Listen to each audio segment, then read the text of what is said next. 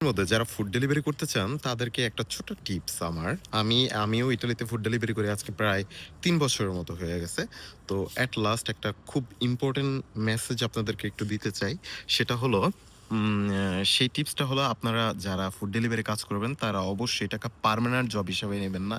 এটাকে আপনারা একটা আ কি বলে একটা ওভারটাইম যাকে বলে, ওভারটাইমের মতো। ধরেন আপনার একটা কাজ আছে, একটা জব আছে। আপনি রেস্টুরেন্টে কাজ করেন বা কোথাও একটা পার্মানেন্টলি কাজ করেন। ওটার পাশাপাশি আপনি এখানে একটা আ সিম্পল একটা কি বলে ওইটাকে আপনার একটা পার্ট টাইম হিসেবে নিতে পারেন। কিন্তু আপনার এটা কিন্তু ফুল টাইম জবের জন্য এটা পারফেক্ট না। কারণ হলো আপনাকে বিদেশের বাড়িতে এটা ইটালির মধ্যে থাকতে হলে আপনার নিজের একটা কন্ট্যাক্ট এর দরকার আছে। আর সেই কন্ট্যাক্টটা আপনাকে ফুড ডেলিভারি কাজ থেকে আপনাকে দিবে না। সো আপনার দরকার কি সবসময় আপনি যখন মানে একটা কাজ করতেছেন রেস্টুরেন্টে, তো সেখানে মোটামুটি কিন্তু যে সেলারিটা পান, ওটার পাশাপাশি আপনার নিজের চলাফেরার জন্য, হ্যাঁ? আরো এক্সট্রা ইনকাম করার জন্য, আরো ভালো কিছু করার জন্য আপনি এই ফুড ডেলিভারির রাস্তাটা বাইছে নিতে পারেন। যখন আপনার ধরেন যে কয় ঘন্টা কাজ করছেন, ধরেন ৮ ঘন্টা একটা জব করেন, সকালবেলা যান, বিকালবেলা চলে আসেন। হ্যাঁ? ভালো একটা চাকরি করেন।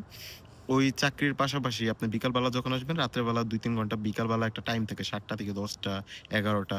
সো মানুষ আমরা ১২ঃ০০ র আগে কেউ ঘুমাই না। ঠিক আছে? যতই যা বলুক। হ্যাঁ? যতই মানে যেই বলুক, "না আমি তাড়াতাড়ি ঘুমায়ে যাই।" আসলে ১২ঃ০০ র আগে কেউই ঘুমায় না।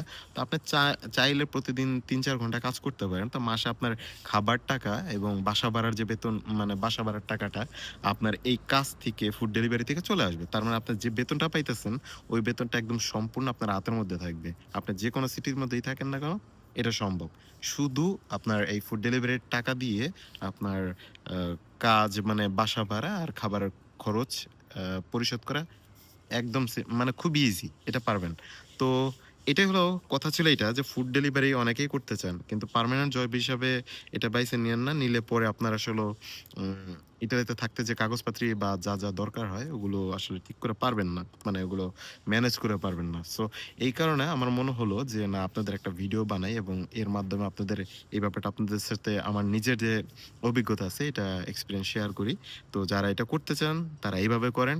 আর জব খোঁজা যদি আপনারা কেউ বুঝেন, যদি কেউ আপনাদের মনে হয় যে আমরা আমরা কিভাবে জব খুঁজবো আসলে বুঝতে পারতেছি না, তাহলে আমাকে কমেন্টসে জানান। আমি আপনাদের এমন ২ টা সিস্টেম দেখাই দেব, যাতে প্রতিটা মানুষ কারো কাছে হাত পাতা লাগবে না। আপনারা নিজেরা নিজেদের জব খুঁজে পাবেন। অবশ্য ভিডিওটা এডিট করতেছি না। তাই হয়তোবা আমার কথার মধ্যে একটু এরকম মানে হাম টাইপের শব্দ হতে পারে। সো এটাকে একটু ইগনোর করেন। কারণ মেসেজটা হলো মেইন যে আমি আপনাদেরকে যে মেসেজটা দিতে চাইতেছি আরকি ওইটা। আপনার দরকার হলে এখান থেকে অনেক কিছু ইম্পোর্টেন্ট পাবেন। আর যদি আপনার দরকার না হয় তাহলে স্কিপ করে চলে যান। আর জবের জন্য যেটা বললাম, জবটা আপনাদের যেহেতু ইম্পোর্টেন্ট খোঁজা, তো আপনার কাছে এতটুকু বলতে পারি, আপনার কমেন্টসে জানান যে আমি এটা নিয়ে ভিডিও করব কিনা। যদি আপনারা সেটা বলেন, তাহলে এমন একটা ভিডিও বানাই দিব আমি আপনাদের।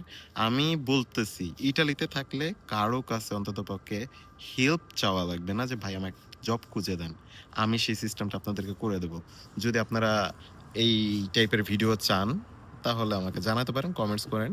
আর ইনশাআল্লাহ আমি নেক্সট আমার যে ভিডিওটা হবে ওই বিষয়ের উপরেই হবে।